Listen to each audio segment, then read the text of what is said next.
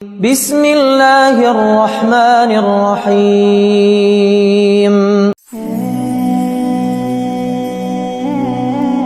کبھی زندگی میں ایسا ہوتا ہے کہ ہم کسی چیز کے لیے بہت کوشش کرتے ہیں، دعائیں بھی کر رہے ہوتے ہیں، لیکن پھر بھی ہمیں ہر دروازہ بند ملتا ہے۔ پھر ایسا ہوتا ہے کہ ہمارے خواب ٹوٹ جاتے ہیں، راستے بند ہو جاتے ہیں، اور دل میں صرف ایک سوال گونجتا ہے، یا اللہ کیوں؟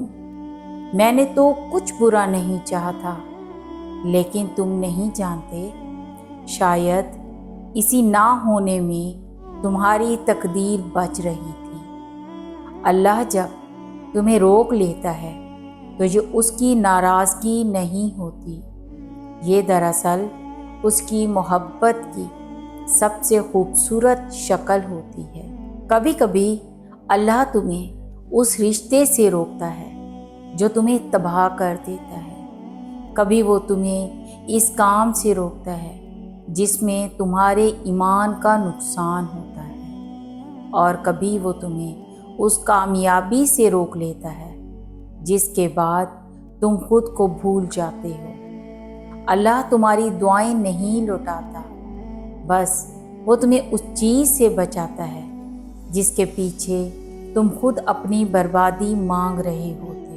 تم سمجھتے ہو کہ تمہارا پلان بہتر ہے، مگر اللہ تمہاری روح کے اندر تک دیکھتا ہے۔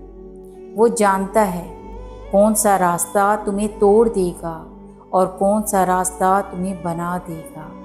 کبھی کبھی اللہ تمہیں روکتا ہے تاکہ تم رک کر سوچو، اپنے رب کی طرف پلٹو، اپنی دعاؤں کو اور زیادہ خلوص سے مانگو، اور یہ سمجھو کہ تاخیر اور انکار میں بھی اس کی رحمت چھپی ہوتی ہے۔ تم جس موقع کو کھونا بدقسمتی سمجھ رہے ہو، شاید وہی تمہیں آنے والی مصیبت سے بچانے کا ذریعہ ہو۔ تم جس شخص کے جانے پر رو رہے ہو، شاید وہ تمہاری زندگی میں آزمائش بن کر آیا تھا، نعمت نہیں۔ تم جس چیز کے چھین جانے پر افسردہ ہو، شاید وہی چیز تمہارے دل کے سکون کو چھین لیتی اگر وہ تمہارے پاس رہ جاتی۔ یاد رکھو، اللہ کبھی بندے کو اس چیز سے نہیں روکتا جس میں اس کے لیے بھلائی ہو، وہ صرف اس چیز سے روکتا ہے جو تمہیں اس سے دور لے جاتا ہے۔ قرآن کہتا ہے، ہو سکتا ہے تم کسی چیز کو ناپسند کرو اور وہ تمہارے حق میں بہتر ہو۔ یہ آیت دراصل زندگی کا سب سے بڑا اطمینان ہے کہ جب کچھ تمہارے مطابق نہیں ہو رہا تو سمجھ لو سب کچھ اللہ کے حساب سے بہتر ہو رہا ہے۔ اللہ تعالیٰ ہمیں یہ سمجھ عطا فرمائے کہ جب وہ ہمیں روک لے تو ہم شکایت نہ کریں، بلکہ یہ یقین رکھیں کہ ہمارا رب کچھ بہتر، کچھ پاکیزہ اور کچھ زیادہ پائیدار لکھ چکا ہے۔